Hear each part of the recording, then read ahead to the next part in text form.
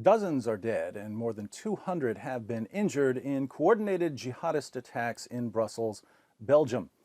Apparently, even after the recent attacks in Paris, even with European security agencies working night and day to keep their people safe, even with regular arrests and multiple terrorist plots foiled, our governments just can't stop all the terrorists. Since jihad is now a way of life in the West, and since every terrorist attack carried out in the name of Allah is followed by the same sequence of events, let's briefly consider what we can all look forward to in the near future.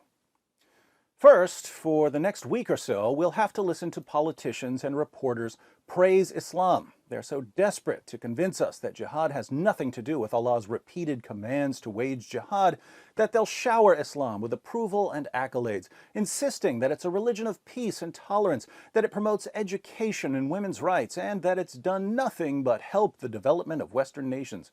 They'll even misquote Quran verses they've never actually read, giving them a meaning Muhammad never intended. The takeaway message for terrorists, of course, is that the more people you kill, the more our leaders and the media will praise your religion. Second, certain people who are better informed and less cowardly than our current leaders will try to expose the true origins of jihad. They'll show that the Quran says, "Fight those who do not believe in Allah. O Prophet, strive hard against the unbelievers and the hypocrites and be unyielding to them. O you who believe, fight those of the unbelievers who are near to you and let them find in you hardness. Be not weary and faint-hearted, crying for peace when you should be uppermost. Muhammad is the messenger of Allah, and those who are with him are severe against disbelievers and merciful among themselves."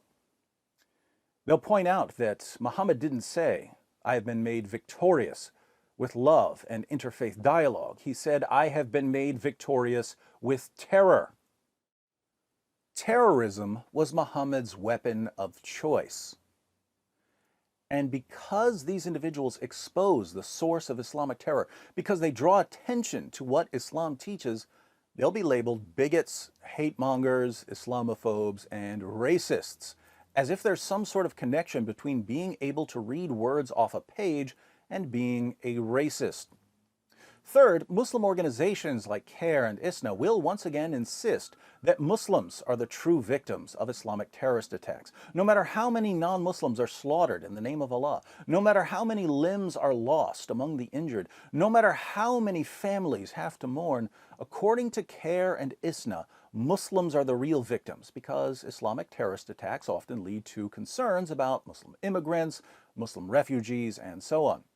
But instead of simply telling their listeners, hey, don't condemn Muslims who had nothing to do with the attacks in Brussels and who don't support terrorism, instead of sharing some sort of reasonable message, CARE and ISNA will use the fear of an anti-Muslim backlash to block any sort of criticism or honest discussion of Islam. CARE and ISNA thus end up using the bodies of slain Belgians to further the cause of their religion. Same goal as ISIS, just different methods. Fourth, because millions of Westerners will be bombarded with rosy pictures of Islam, and because they'll be brainwashed into thinking that anyone who questions this flowery picture of Islam is a racist, Islamophobic, hate-mongering bigot, a small percentage of these Westerners will convert to Islam based on what they hear. There's always a wave of conversions after terrorist attacks because there's always a portion of the population who are thoroughly gullible and will convert without bothering to do the slightest bit of genuine research. A few years from now, these converts will be paraded on various news channels and at Muslim events to show that Islam can't possibly be hostile to the West since so many Westerners are converting to it. Fifth, a few people who aren't easily manipulated or controlled will take this time to learn something about Islam, not from clueless politicians or reporters, or from deceptive groups like CARE, but from the Muslim sources. And since people slowly coming to recognize the source of Islamic terror is really the only positive outcome of terrorist attacks, I'm directing this towards those of you who'd like to understand jihad. Let's read what Muhammad says about his mission. Sahih Muslim 126. It was narrated from Abu Hurairah that the Messenger of Allah said, "I have been commanded to fight the people until they bear witness that none has the right to be worshipped but Allah, and believe in me and that which I have brought. If they do that, their blood and wealth are protected from me, except for a right that is due, and their reckoning will be with Allah. Muhammad says that he's been commanded to fight people until they say, "There's no God but Allah, and Muhammad is his prophet." When are your blood and your wealth safe from him? When you convert to Islam. Does this sound like self-defense, or does it sound like what we just witnessed in Brussels? Let me know in the comments section. If you'd like to know more, I have 3 videos that are essential for understanding the terrorist attack in Brussels. The first is a short video called The Jihad Triangle. It explains why some Muslims wage jihad while most others don't. The second is a longer video called 3 Stages of Jihad. It explains in detail why there are both peaceful and violent passages in the Quran and how these passages are reconciled in the life of Muhammad. The third video is an academic debate on the topic, is the Quran a book of peace? I did this debate last year with Shabir Ali after the terrorist attack in Chattanooga.